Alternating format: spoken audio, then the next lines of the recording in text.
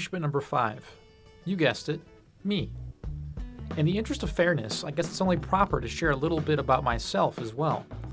I am 27 years old. I was born in Augusta, Georgia, but spent nearly all of my childhood in St. Louis, Missouri. After leaving home to go to college in Kansas, I went on to work 4 years in the newspaper industry. 2 as a sports writer in Oklahoma, and 2 as a features writer in Arkansas. I have always loved to write and tell human interest stories. That's a major reason why I was drawn to this type of project. In addition to being a graduate student for the past year and a half, I have also worked as a graduate assistant for my university's public affairs office and as a freelance journalist for other area publications. I live in southern Connecticut in the town of Shelton.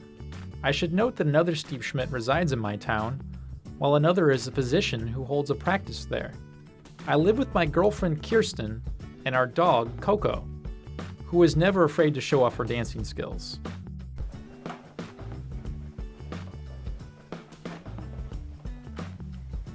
It's better when you don't look right at the camera. As someone with a rather unique name and a last name of Sakali, Kirsten, who prefers to have a more hushed digital voice, faces the opposite situation of those with common names when it comes to the search engine. You can find anything I've ever done, which I guess is good or bad. So potential employers can see everything that I was involved with in college. Huh. You Google me and 4 or 5 different articles from our school newspaper come up, the different volunteer activities that I was in come up. It shows you all the races I've run and the times I've got, so if I'm embarrassed about those, that would be a bad thing. Whereas I am immersed in a sea of Steves without key additional search terms. If there was just me, I think it would be easier to establish myself and whatever opportunities I'm looking down the road, whether it be freelancing or writing a book or something like that. So it is more difficult with the common name. That being said, I think it is the idea of, kind of go back to the idea of strength in numbers. I think sometimes it's good to have a common name because then sometimes you don't, I don't know if it gives you like a blanket of protection, but I think that it's a lot easier, it's a lot harder for people to find stuff on you when you have that common name. And so I think it's a good thing and a bad thing, but I think for what I'm trying to do, it's more of a hindrance than a help. Out of the 5 of us in the project, I'm certainly the one most worried about sculpting a self-brand and online identity. IamSteveSchmidt.com, the website that I built for one of my classes, and which is hosting all of the contents of my project, certainly has helped with those efforts. I also try to be very active with social media. While I use Facebook as primarily a way to keep up with people in a less formal context, I have tried to bolster my professional contacts through LinkedIn and Twitter. On LinkedIn, as of mid-November of 2010, I had the 9th most connections of any Steve Schmidt with 245. I've had one instance where I was mistaken for another Steve Schmidt while in Arkansas. As fate would have it, that Steve Schmidt wound up being a main source for a story I was writing. So when I did the story, I traded in my traditional byline for a more formal title, with my middle name to provide some differentiation. I've also toyed with the idea of tweaking my name down the line. My middle name's Patrick, and so I thought about doing like S. Patrick Schmidt or S.P. Schmidt if I ever became some well-known writer, author.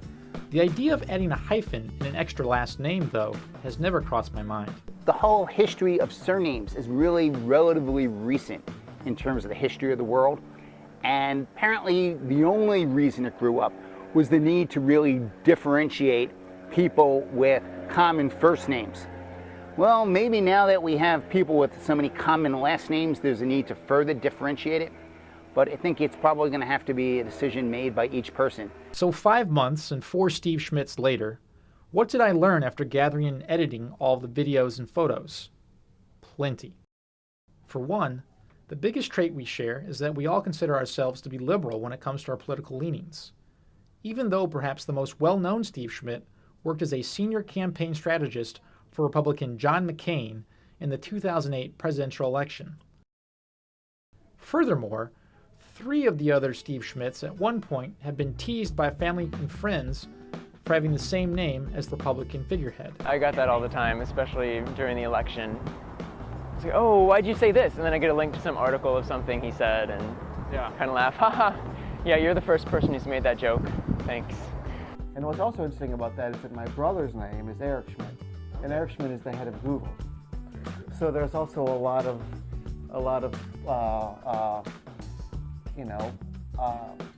overlap there as well. I also picked up a possible meaning of our name from Steve Schmidt number 3, given that Schmidt is derived from Smith. When last names originated, some were simply taken from the occupation of a particular person or family.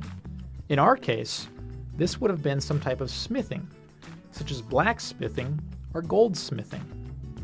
It could be interpreted as meaning something, so that Stephen, comes from the Greek Stephanos, meaning crown. So Stephen Schmidt is like somebody who makes crowns. So we're the makers of crowns.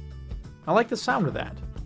Some of us enjoy crafting sentences as well. It's really funny. One of the things that happened yesterday is I often use the word wordsmithing in completing my documents.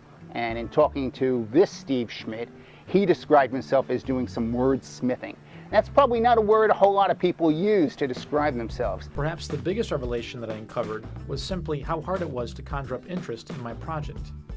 If there are about 40 Steve Schmidts living in the New York metro area, a majority of the others, unlike the 5 of us, are comfortable in their own worlds without reaching out to our fraternity. And I guess I thought more people might be interested in it, but I think that's kind of interesting where even though we're more connected now than ever in the digital age, people still kind of like their space.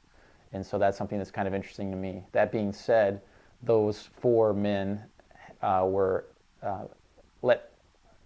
generous enough to let me into their own world. And as a former feature writer, a current feature writer, I'm looking forward to telling their story through a different medium. I'm used to writing stories down just in Word on paper or on the digital screen, but now I'm interested in doing this as a documentary. So I think it should be a lot of fun, and I'm excited to see the finished product. And now you have. And that's a wrap. Can you wave to everybody?